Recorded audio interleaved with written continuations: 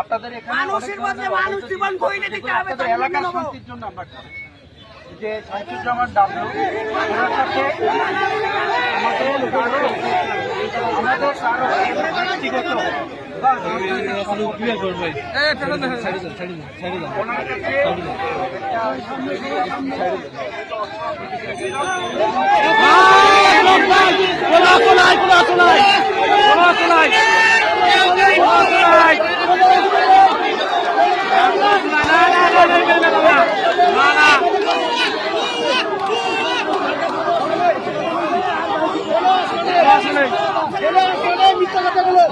মিথ্যা কথা আপনারা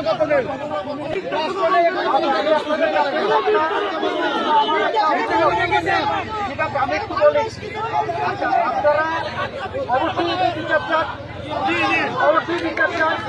আমিও চাই ঠিক আছে যদি কেউ যে দোষী হয়ে থাকে তার বিরুদ্ধে বিচার হবে এবং আপনাদের একটু জ্ঞাতার্থে আমি একটু বলছি এই যে শামসুজ্জামান ডাবলুর যে মরদেহটি আছে এটাকে মর্গে গিয়ে যদি পোস্টমর্টেম করা না হয় তাহলে কি বোঝা যাবে